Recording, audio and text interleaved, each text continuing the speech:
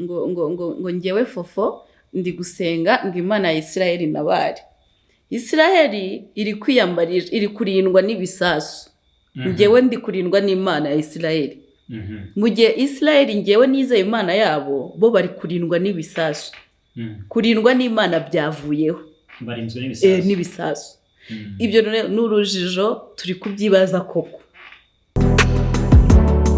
Narumvishe ngo saa 3 ibintu biba bibera mu marogi baraza mu gitondo biba ari bitangaza. Amasaha y'akazi baba bari mu kazi. Nuvuga ngo saa 3 abagabo upfa kujya mu kazi, abagore bahita bajya mu marogi. Bura ngo ugiye mu marogi saa 3 wasoramo abagore nka 200 buri rogi.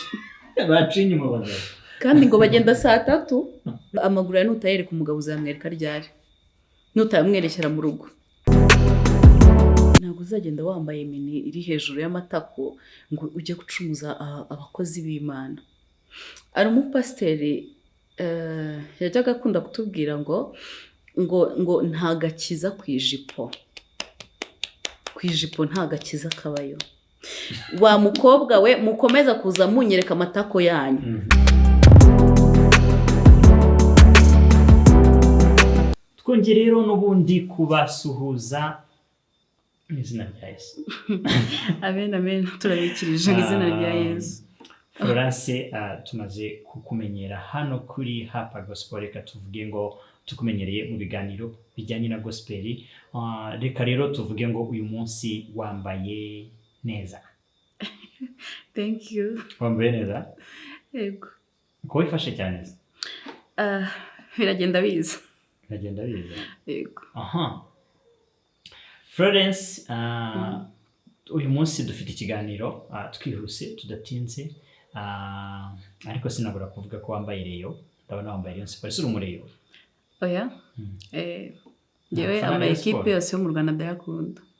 Kujya ukunda kwambara ubururu n'umweru se? Ariko n'umugabo wawe n'umwe? Umugabo wanjye ni umureyo. Mba nshaka kumushimisha mu mabara. Ubundi nta gufana reyo? Nta gufana reyo? Oya ntabwo nyifana. Abareyo barabyumvishije ko utabafana. Aha, reka dukomeze tuganirire n'inshuti za famiye. Ubwo n'umugabo wawe arabyumvise ko utamufana, bofu urabyumvishe rwose ko uyu mugore atagufana. Aha, Florence, uyu munsi topic y'ikiganiro cyacu tugiye kuganira ku bijyanye no kurongorwa k'umukobwa. Kurongorwa k'umukobwa? Yes. Cyangwa kwitegura kurongorwa k'umukobwa? Ntabwo navuze kurongorwa k'umukobwa. Okay. Iyo umukobwa agiye kurongorwa, tubwire seremoni zibanza cyangwa imihango cyangwa imigenzo umwana w'umukobwa akorerwa kugira ngo agere ku munsi w'ubukwe, yubasha kumugabo agende nawe yubaka urugo. Nkawe nk'umugore byakugendekeye gute, byatangiye gute? Wenda utubwire, utunyuriremo mu ncamake tugende tubona step by step. Okay, murakoze cyane. Umwana w'umukobwa w'iki gihe iyo ari kwitegura gushinga urugo, hari imihango bita blood shower. Hari blood shower, hari kitchen party, hari ubwoko bwinshi bw'iyo mihango. So nkanjye rero abakobwa, abamama, ababyeyi nyine baranyicaje turaganira, bambwira ukuntu nzitwara mu rugo, bambwira amakosa nzirinda, bambwira n'ibyo nzubahiriza n'inshingano z'umugore wese ugiye mu rugo. Muri iyo mihango yose uvuza cyangwa iyo migenzo simbizi uko nabyita, niki kibanza? Niki kibanziriza ikindi? Urumva umwana w'umukobwa wese iyo agiye kurongorwa aba ari mushya muri ibyo bintu. Bakwigisha uko uzafata umugabo neza. Iyo ngeze ku mugabo uko bamufata neza ndaseka, kuko ni igikorwa cyiza. Ni igikorwa cyiza kandi kidufasha. Akaba ariyo mpamvu bamubona mbyibushye. Iyo ufashe umugabo neza nawe agufata neza. Oya, icyo ndi kuri ibyo icyo urakoze cyane, icyo ni byiza rwose. Ubwo tutaranaharenga wenda abagore n'abakobwa babyumva ko gufata umugabo neza bituma nagufata neza. Icyo ndi kuvuga ni iki? Izo za kitchen party, za bride shower, niki kiza mbere, niki kibanza? Ni ukuvuga ngo habanza bride shower. Bride shower rero ni amahugurwa. umwana w'umukobwa uramufata, urumva aba agiye guhura n'umugabo atari asanzwe abana nawe, aba agiye guhura n'umuhungu batakuranye, batanasangiye ibere. Hari imico aba agiye guhura nayo ku muntu kandi batakuranye, utari na musaza we. So aba agomba kugenda rero, nkanjye nk'urugero, uragenda iyo ugeze mu rugo tukwigisha uko ufata umugabo neza, uko umwitwararika, imivugire yawe, isuku mu cyumba muri chambre. Yego ubwo reka mpere ku mugabo, niyo mpamvu mvuze chambre. Uko usasa uburiri, uko uganira n'umugabo muri ubwo buriri, uri kumva ibindi bindi. Ubundi ubwo nk'umwana w'umukobwa icyo mumwigisha ni iki? Ni ibijyanye no gusasa, amashuka meza, mumwigisha iki? Abagiye kurongorwa, uri kumva, gufata neza umugabo ni ukumenya uko uzamufata neza mu gitanda. Hari ibyo nabonye abantu basigaye bigisha abagore ngo kugira ngo, abakobwa benshi, kandi ngewe ndigisha, wenda ndashyiramo n'umuco w'abantu basenga. Abakobwa benshi barababwira ngo nugera ngo mu buriri, ngo mu cyumba cy'umugabo wawe, ngo izigira nk'indaya. Mu by'ukuri umukobwa usenga cyangwa umugore usenga ntabwo yigira indaya. Hari uburyo ubikoramo kandi ukubahisha Imana, nawe ubwawe ukiyubaha imbere y'umugabo wawe. Ntabwo ari ukuvuga ngo uragenda ngo inshingano zawe zishyire ku ruhande. Hari uburyo ukoramo inshingano zawe ariko ukanubahisha Imana. Ubwo iyo uvuze ngo kwigira indaya mu buriri ushatse kuvuga iki Fofo? Indaya, impamvu indaya bavuga ngo zitwara abagabo b'abandi, hari ibyo zikora abagore bo mu ngo badakunda gukora. Icyo kintu rero indaya zikora kugira ngo zitware abagabo b'abandi, mwebwe abagore muramutse mugikoze byabatwara iki? Byasaba iki? Byabafata ikihe kiguzi? Kuki wumva ko iby'indaya ikora kugira ngo igutwarire umugabo, kuki wumva ko utabikora? Indaya tuba tugomba gutandukana njyewe n'indaya. Ibyo indaya ikora turabanza tukareba, ibyo bintu indaya ikora birejejwe? Birejejwe? None se tubwire, ibintu umugore n'umugabo bakora mu buriri ushaka kuvuga ngo birejejwe, ibi ntibyejejwe, byagushobokera kuduha detaye y'ibyejejwe n'ibitejejwe? Ese mu buriri ni iki wazi kuvuga hano koko ngo ngiye gukuramo detaye y'ibyejejwe n'ibitejejwe? Nyine ikitejejwe mu buriri wowe ukurikije wenda nk'ibyo ushaka gukora n'umugabo wawe byejejwe, ukavuga uti ibi niyo tubikoze ntiba byejejwe, ni nk'iki wavuga ngo ntabwo cyejejwe, iki cyejejwe, iki nticyejejwe? Tuvuge nkamwe nyine, tuvuge nk'umukobwa nyine muri bride shower, utubwiye ko mutangamo inama, amahugurwa, training runaka z'uko umukobwa azitwara mu rugo. Ese ni ukuvuga ngo muri ibyo bintu bitejejwe n'ibyejejwe, duhe basi nk'urugero rumwe rw'icyejejwe n'urundi rugero rw'ikitejejwe. Biragoye. None se kubera iki umukobwa nyine, tuvuge bride shower ikorwa n'abantu bangahe? Umukobwa mugiye kugira ikoresha training azizamo, ariko muri abantu bangahe? Ni ukuvuga ngo bride shower, impamvu wenda hari ibintu twita ibanga, tuyikora turi abagore, tuyibwira umwana w'umukobwa. Ibi rero bizarebwa n'abagabo, bizarebwa n'abasore. Niyo mpamvu ni muri urwo rwego hari ibintu ndi kwirimita kuvuga, kuko ntabwo bireba abasore n'abagabo. Mbega abasore n'abagabo muba muduheje? Ego turahejwe. Ariko si ubwo urumva kitaba ari ikibazo? Nimba dushobora guhezwa kumenya ibyo bintu kandi ari twe muba muzaza kubikorera, icyo nticyaba ari ikibazo gikomeye? Abagabo namwe muba mufite ukuntu muhura mu kanama k'abapapa, mukaganira, mukungikiranya ibitekerezo, mugahanana inyigisho.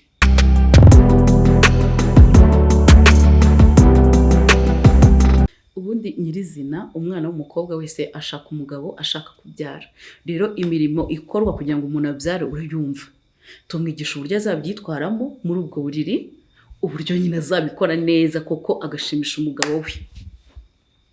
Umugabo yashaka akazamuca inyuma, tukavuga ngo ntacyo umwana atakoze, ariko atamushinza ko wenda yabaye indangare cyangwa umunebwe mu buriri.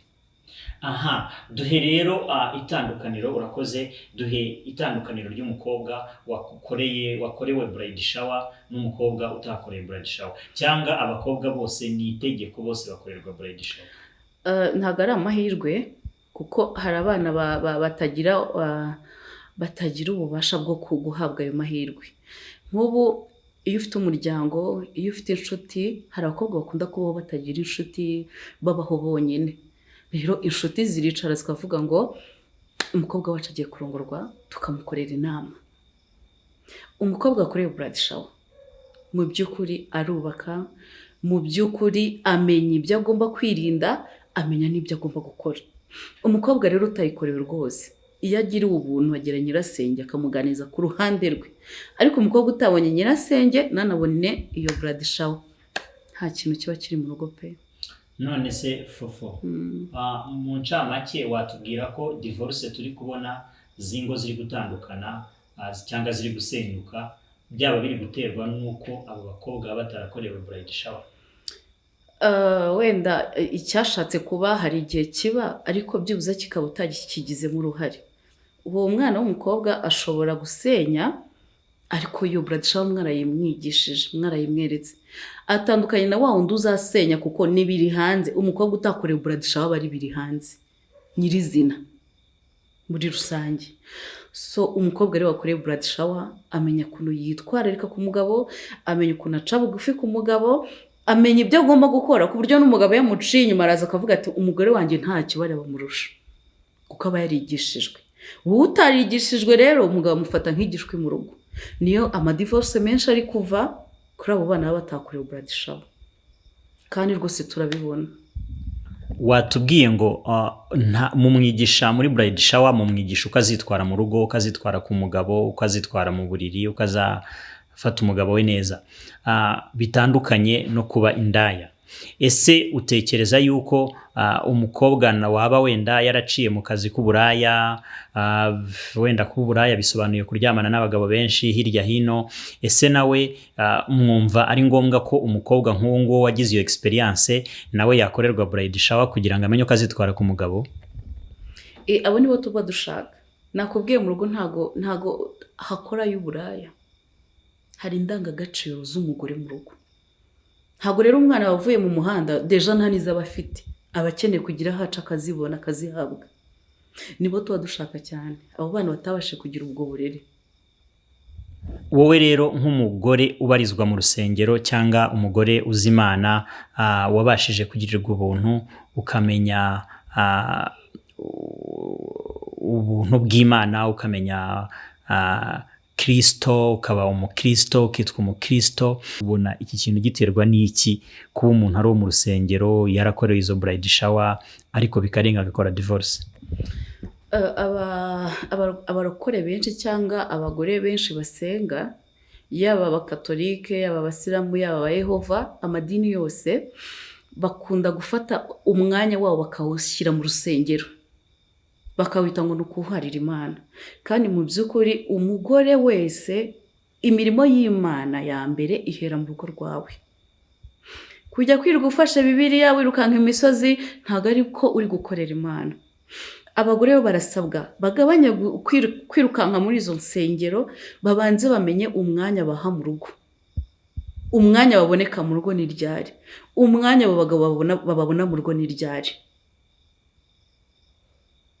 Hari inshingano zo mu rugo bica kuko biriwe mu nsengero. Hari igihe uzi cyaba kijya kikubaho mu rugo rwawe umugabo akakubura cyangwa ukamubura? Oya, njye ndi programa kuko iminsi y'umugabo wanjye aruhukira ngomba kuba ndi mu rugo. Njya gusenga iyo umugabo wanjye yagiye mu kazi, iyo hari nanjye ngomba kuba ndi mu rugo. Icyo gihe iyo mwese muri mu rugo, umugabo ari mu rugo nawe uri mu rugo, byanze bikunze amasaha 24 ni menshi, hari activity mugira mu rugo iwanyu, watubwira nka rimwe kabiri gatatu activity zibaranga wowe n'umugabo wawe muri mu rugo? Ikintu cya mbere dukunda gukora ngiye n'ubwanjye turaganira. Iyo yiriwe mu rugo turicara, tura mu gitondo turabyuka, tukanywa icyayi, tugira sale tuganiriramo famille, tukajya muri sale tukicara. Mufite sale yanyu we n'umugabo wawe? Yego, tuganiriramo, yego. Yanjye, yego. Tukicara tukaganira, nkamubaza uko akazi kari kameze, nanjye akambwira muri minsi se ni iki kitameze neza, twakora iki, twagabanya iki, twakongera iki.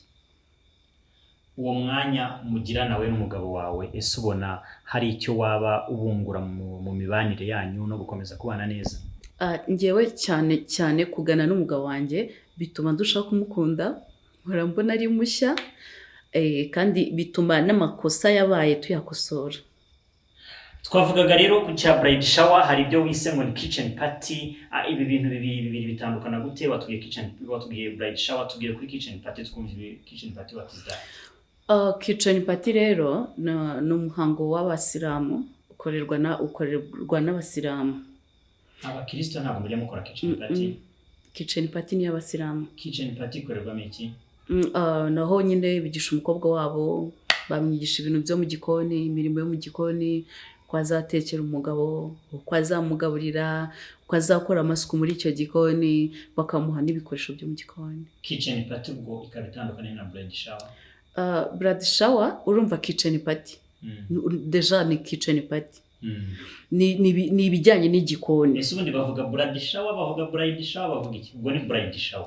Bride shower. Bride shower bavuga umugeni, na shower bavuga kuhagira koze. Bride shower ubwo ni nko kuhagira umugeni cyangwa se ni ukumwoza, ni ukumusukura, ni ugusukura umugeni, kumwoza, kumuhagira, kumukuraho imyanda y'ubusiribateri. Okay. Fofo rero hari byinshi ushobora kutubwira ku bijyanye n'umwana w'umukobwa nkawe ukiri umukobwa, wumvaga nyine ugiye mu minsi wagezeyo kuba mariye, wumvaga ari nk'ikidasanzwe uzabona mu rugo numara gushaka umugabo cyangwa numara kurongorwa? Nari menyereye, urumva nabaga mu rugo, nabaga mu bantu benshi, nari menyereye ko hari inshingano zo mu rugo zitandeba, ariko izo nshingano zo mu rugo zabaga ari za mama, abakozi bo mu rugo, hari byinshi nyine ngiye bitandeba. So urugo rwawe rero ruba ari urwawe, izo nshingano zose iwanyu wavuye iwanyu ari iza mama wawe, nawe uba ugiye kugira inshingano nka mama wawe nk'uko mwakuze mubona mama wanyu. Nkageze mu rugo rero ko numvaga ko ari inshingano zanjye, ibintu by'imiteto mbishyira ku ruhande, kuko mu rugo ibintu by'imiteto birashira. Abagabo bakunda kubona umugore, bakunda umugore uri active, uhora ukora, uhora aca hirya, ahindura utuntu, kukubona nyine uri umugore wa munyakazi, yaba mu rugo yaba hanze. Uzubwira umugabo twatera imbere gutya, twakora ibi n'ibi, ejo asanga intebe wahinduye design mu nzu, kumenya icyo umugabo ari burye, kumenya ibiryo umugabo akunda, kumenya ibyo ugomba kwitwararika muri iyo mitekere yawe, kumenya amagambo uzaganiriza umugabo, ni ibintu byinshi cyane byahindutse. Uhita wumva nyine ko wagize inshingano.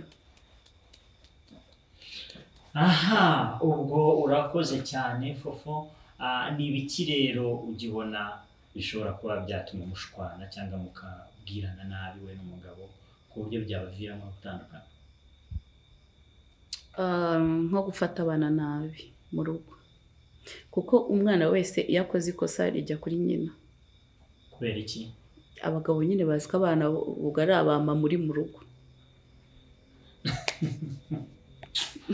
Ariko ubwo kiri niko abagabo mudutekerereza. Abagabo ni ukuvuga ngo abagabo dufata yuko abana ari abamama. Ugendeye ku kirero, ni ukuvuga ngo umwana ukosa aba ari uwa mama, umwana w'umunyabwenge aba ari uwa papa. Niko mu rugo bimera. Iyo umwana akoze akantu keza ati wabonye umwana wanjye sha, ariko umwana yabakoze amakosa ngo nuwa nyoko narakubwiye. Nyine byaba bituruka ku kintu, nuko abagore baba wenda bagafata ko bagira ubwenge buke, babyara utekereza ko bituruka kuki bavuga ko abana nyine bakoze ibyo bari abanyina, icyo kintu gituruka hehe? Abagabo akenshi bumva ko uburere abana ba mbere bagomba kubona ari twe bakuraho. Ubundi nyirizina uburere bwa mbere abagabo baha abana ni igitinyiro. Abana batinya aba papa ariko bakaganira na ba mama. Umwana rero yisanzura kuri mama kurusha uko yakisanzura kuri papa. Niyo mpamvu iyo apfuye mu iterura cyangwa igihe icyo ari cyo cyose, umugabo avuga ko ari we wamwishe.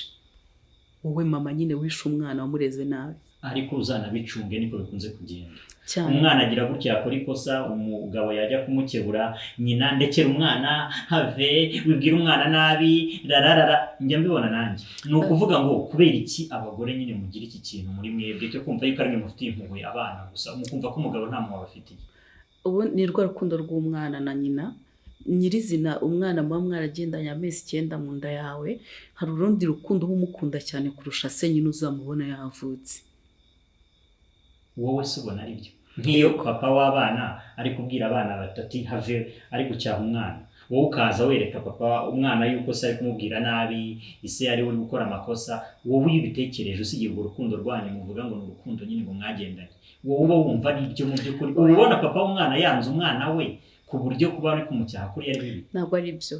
Umwana agomba guhanwa. Iyo ugize Imana ahubwo papa araza agashyiramo cya gitsure cye, ku buryo umwana abona ko na papa ashyiramo igitsure cye. Kuko nuvuga ngo ndekera umwana, ndekera nyina azaba ikigoryi cya nyina. Azananga papa we kuko uri kuvuga ngo ndekera umwana. Umwana azabona ko papa atamukunda kuko uri kumwereka ko papa nyina ari kumukorera ibintu bibi.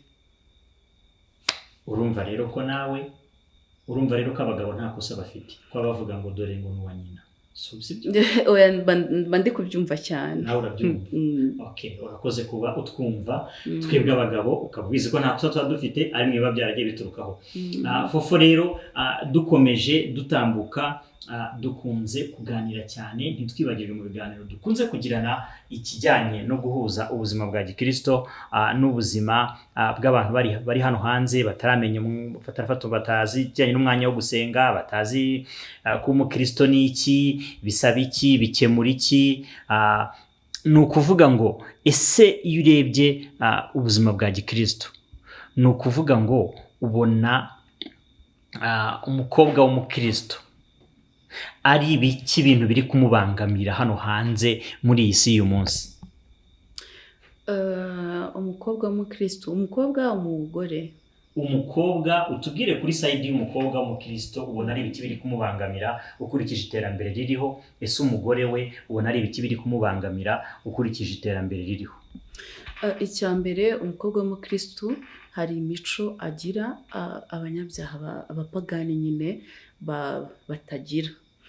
Imyambarire, imivugire, ingendo ze, ibyo ajyamo biba bitandukanye. Umukobwa w'iki gihe rero w'umupagani yibera mu tubuwate, mu tubyiniro, mu gihe umukobwa w'umukristo yibera mu rusengero.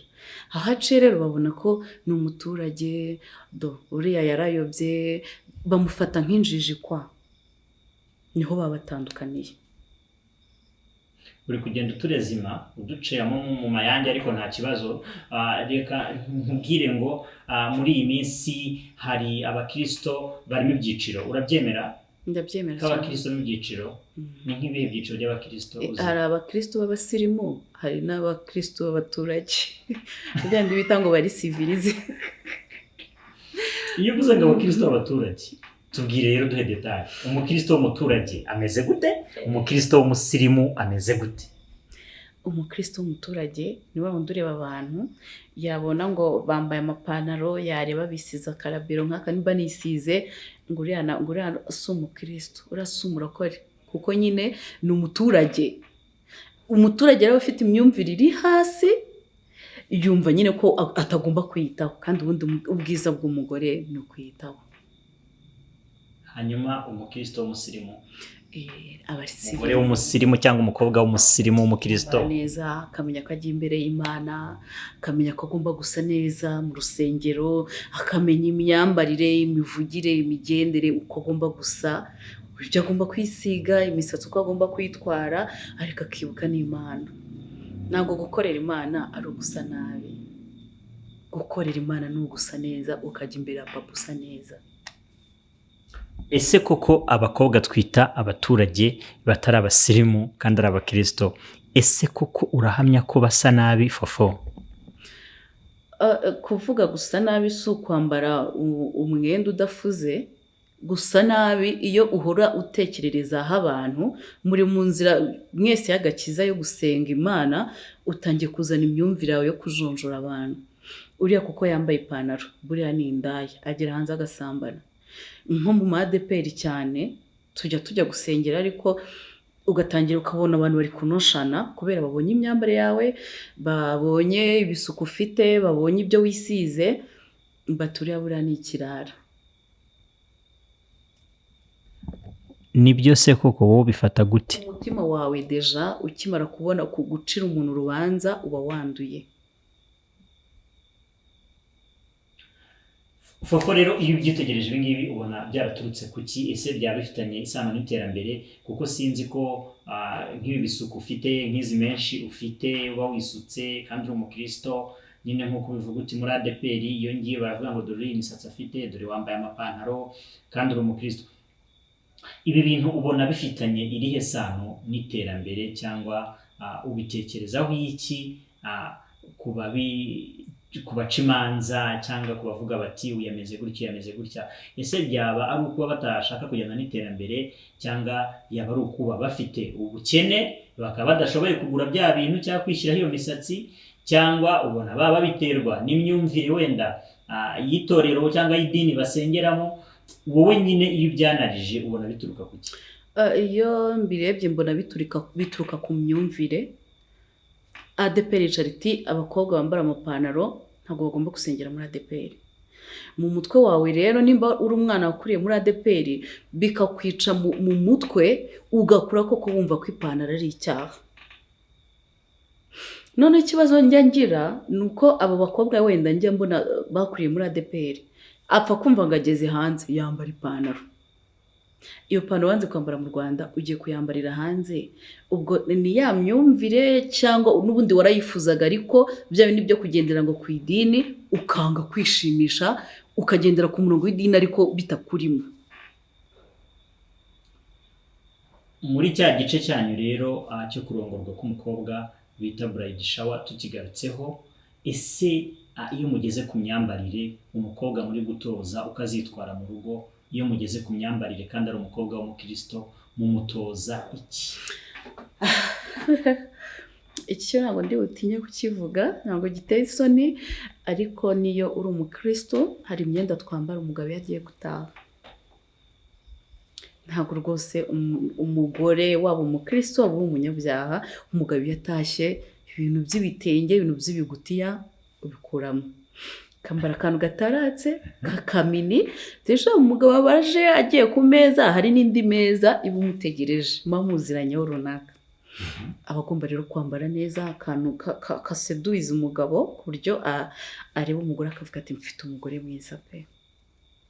Kandi abagabo barabikunda. Hari abagore bajya babikora ngo nabarokore, umugabo akazajya basiga akajya kwirebera babana bo hanze bakorera nyine babisanzuraho akamwereka amaguru ye. None se amaguru ya nutayereka umugabo uzamwereka ryari? Nutayamwerekera mu rugo ngatangira abanza yabone, uce hariya umugabo yarebe, uce hariya ujyane ku meza amata, ujyane ku meza amasorori, umugabo abanza arebe umugore uri kumutegurira ninde umugore wanjye ameza atarasate. Wicishe hirya wicishe hino kugira ngo umugabo akwitegereze. Aha urakoze cyane Fufu. Aho rero ni mu buryo bw'imyambarire yo mu rugo umugabo agiye gutaha. Imyambarire yo mu rugo irahinduka rwose, itandukanye niyo mu muhanda, waba uri umurokore waba uri umupagani, itandukanye niyo mu rusengero. Hanyuma ibijyanye no kurimba no kujya gusenga, umukobwa muri bride shower nyine mu mutoza kwambara gute kugira ngo wenda agumane indangagaciro za gikristo, bigenda gute? Urumva ubundi iyo ugiye imbere y'Imana, waba uri n'umukobwa twigishije muri bride shower cyangwa uri n'umukobwa utariga, imbere y'Imana ni ahantu ho kubaho. Ntabwo uzagenda wambaye mini iri hejuru y'amatako ngo ujye gucumuza abakozi b'Imana. Ari umupasiteri yajyaga akunda kutubwira ngo nta gakiza ku ijipo nta gakiza kabayo. Wa mukobwa we mukomeza kuza munyereka amatako yanyu, icyo nzasambanya nkizavuga ngo pasiteri arasambana. Nimwe mudukoresha ibyaha, ntabwo nzaza ngo mfate Bibiliya nawe uri kunyereka amatako yawe. Ubu pasiteri no mu itorero muri church tu Fufu, uwo mupasiteri no muri itorero twarasenganaga. Mwarasenganaga? Ahitwa ngo iki? Ntabwo nahavuga. ariko ni n'umusitari arazwi afite na televiziyo ye. Ni umupasiteri ufite televiziyo izi zo kuri YouTube. Yego, kuri YouTube. Izo ni nyinshi ntabwo twamenye uwo ari we. Reka tuvuge ngo rero biba bigoye cyane kubyumva ugendeye ku bukristo buriho muri iki gihe, ukagendera ndetse no kubijyanye n'imyambarire, usanga ari ibintu bisa nkaho bigoye cyane ndetse biruhije bamwe kubyumva. Abavandimwe bo muri ADPR hari abo ubusanga bavuga bati nanjye nkeneye gushyiramo agapantaro cyangwa nkeneye gukora ako ka plante keza imisatsi nkongera. Hari abafite n'imisatsi migufi bakeneye kwiyongera.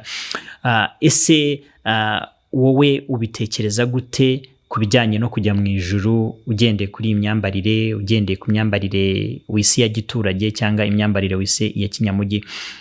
Fofo umva ufite ikihe cyizere cy'uko uzajya mu ijuru, umwadeperi ntajye mu ijuru? Ni ukuvuga ngo imirimo niyo izaduherekeza hano muri ino si. Twebwe twaje ku isi ngo dusenge Imana, kandi ntabwo nzasenga Imana ngo nambaye ipantaro ngo uriya yambaye ijipo ngo dutandukane mu gusenga Imana. Ikintu cya mbere ni umutima n'ibikorwa byawe. Nkanjye rero iyo nicaye nkumva abana b'imfubyi bariye, abapfakazi nabasuye, ubabaye musannye umutima, ndicara nkavuga ngo ndi gukorera Imana mu by'ukuri. Nkumva ko ijuru ndifite. Icya mbere ni ibikorwa. Turi muri ino si ngo dukore ibikorwa. Waba uvuze cyangwa ushimangiye ko imyenda nta ruhare izagira mu kujya mu ijuru? Ntarwo pe. Ushingiye ku ki? Nta na rumwe. Nta hantu handitse imyenda ko ari icyaha. Ntaho ndabona njyewe.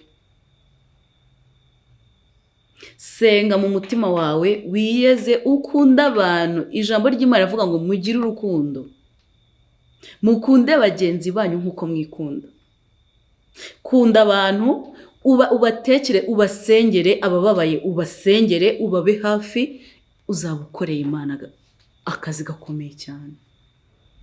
Reka rero mvuge ngo ababashije gukurikira iki kiganiro bumvishije Fofo kuri uyu munsi, bakaba bazi imirongo muri Bibiliya cyangwa igitabo runaka cyanditsemo ko kwambara ipantaro, kwambara gutya, gushyira menshi ku mutwe ko yaba ari icyaha. Ntimutinye rwose kubishyira muri komenti. Florence mumuhe imirongo abashe kumenya uko yagombye kwambara, nimba ibyo yambaye koko uvuga uti uyu wambaye gutya ntago imyambarire yamujyana mu ijuru. Fofo reka dukomeze ndetse twerekera ku musozo wa kino kiganiro.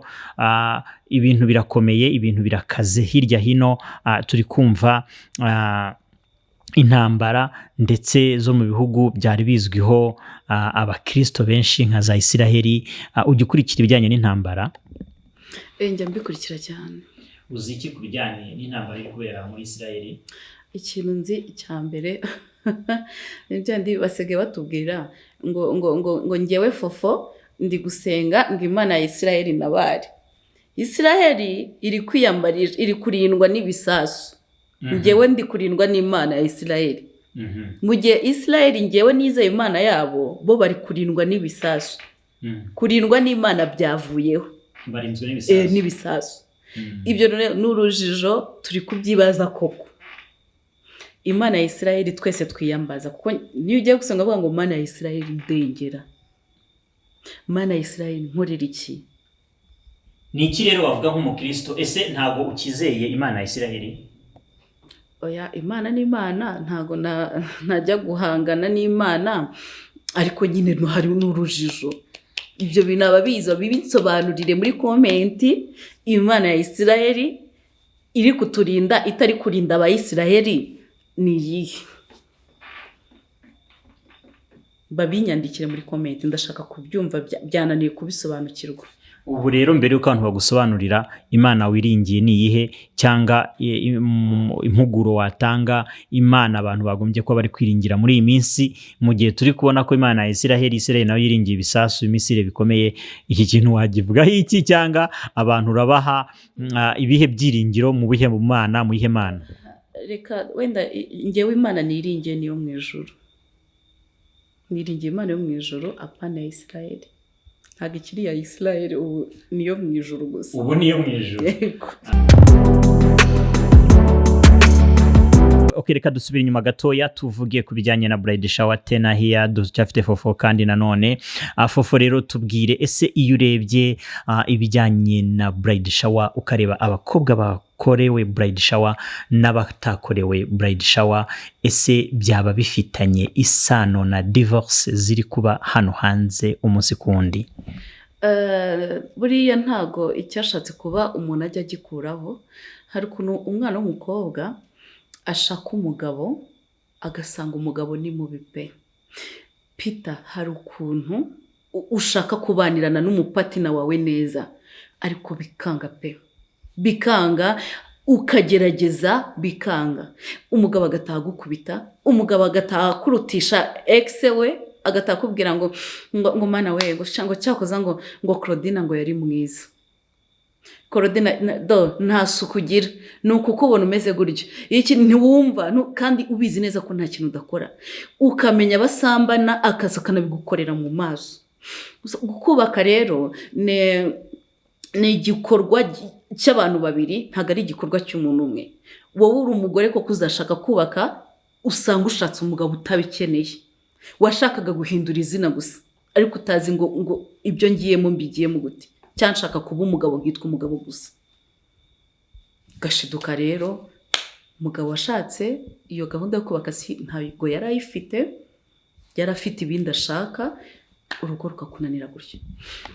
Ni gute umukobwa yamenya yuko cyangwa umugore wamaze kugera mu rugo yamenya ko ikibazo ari we kiri guturukaho cyangwa kiri guturuka ku mugabo we? Ikintu cya mbere gihari, umugabo ushaka kubaka aganira n'umugore we. Turi mu isi bakubwira ngo nta muntu udakosa, n'intungane bwira 17. Nimba intungane, ijambo ry'Imana rivuga ko intungane bwira 17.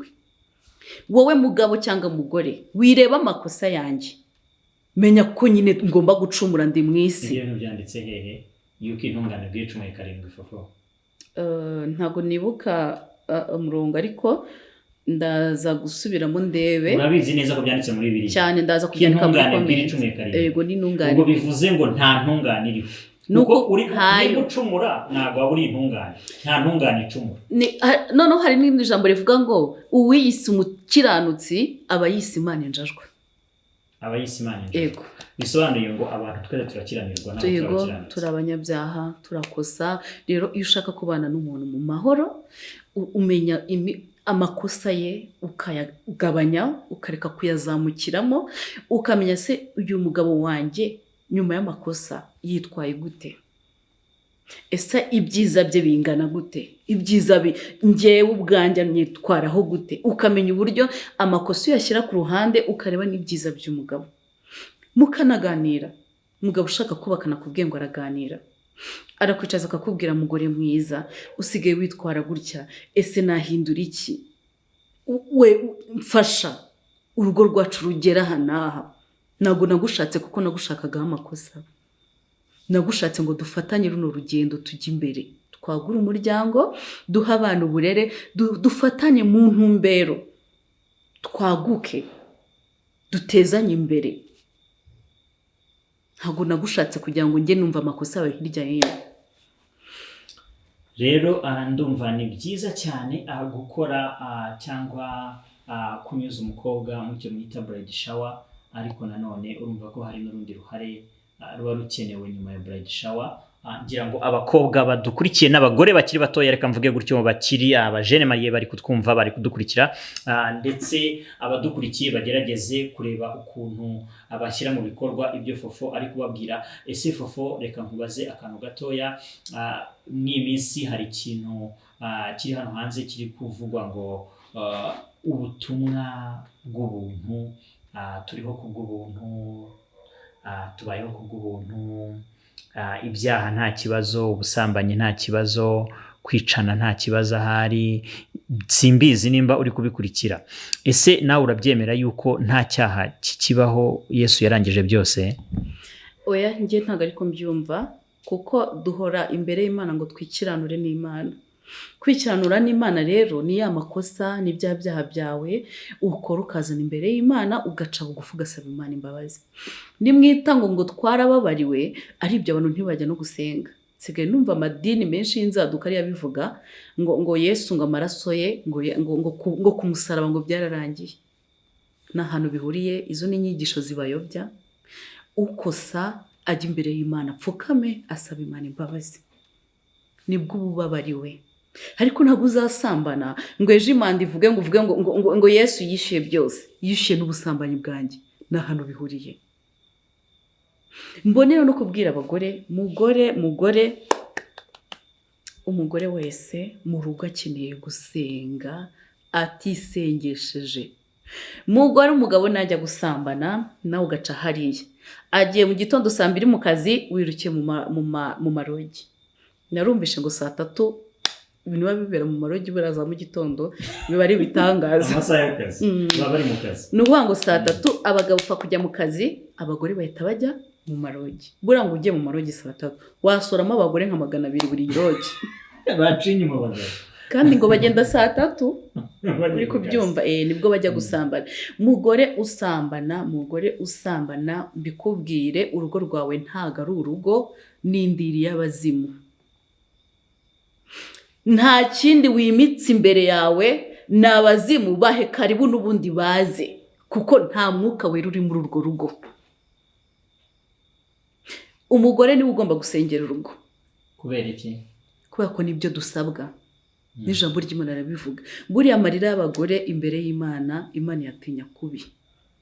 Ijambo ry'Imana ryavuga ngo nushaka ko ari ikintu wenda ndi gusaba Imana, mpora ngisengera cyanze gusubizwa, uzashaka abagore 10 bagisenga pe, Imana yavuga ati ubwo abagore bagafashemo hari ahantu birakomeye.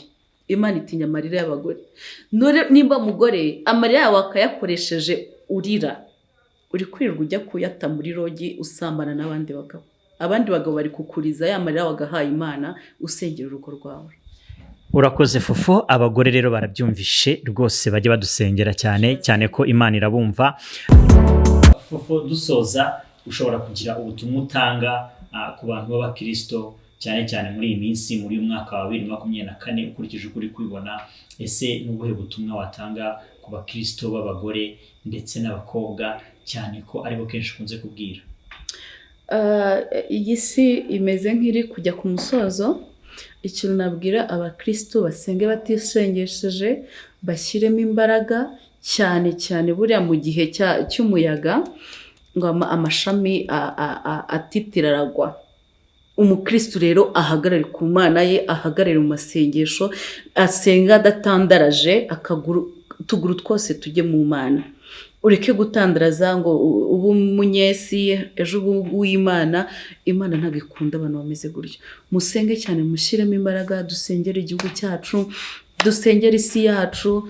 Ni ukuri aho tujya ni heza, kandi nyuma y'ubu buzima hari ubundi bwiza buzahoraho. Hari ubutumwa twagira ngo utange ku bantu bari gukoresha YouTube, harimo abiganjemo ngo abapasiteri, abaprofete, abahanuzi batandukanye, ababishopu, abapotre, n'abandi ba evangelist. Ndabizi gukurikira YouTube, ibiri kubera kuri YouTube uri kwibona mu iminsi, cyane kubavuga iby'ubwami, kubavuga iby'ubutumwa bwiza bwa Yesu Kristo. Ese bo wabagenera ubuhe butumwa Fofo? Ikibazo nabonye muri ino minsi cy'abapasiteri bo ku ma YouTube muri ino minsi, abenshi ntabwo mvuze ko ari bose, bafite indambi ni iri kubakoresha amabi. Bafite inda ndende. Indambi yigire mbi. Yego. Ni indambi, nibyo navuga ngo ni indambi. Umugore aririrwa ajya hariya tuka mugenzi we kandi ni pasiteri. Umugabo aririrwa yandagaza umugore, ni pasiteri mugenzi we. Ni ukuvuga ngo ni indambi, guhaga byaranze pe, umururumba urabishe. Nibasenga Imana, bamenye umwimerere w'Imana, bagumana umwimerere wa gikristo, bahagararimo neza, ibindi byose bazabyongerwa. Ariko umururumba warabasajije hirya hino, birirwa batukana, birirwa bavuga ibintu bidahesha Imana icyubahiro. Ngenda bireba nkaceceka dashwe. Cyabaye ibindi ntukimenya umurokore, ntukimenya utari umurokore ku ma YouTube pe.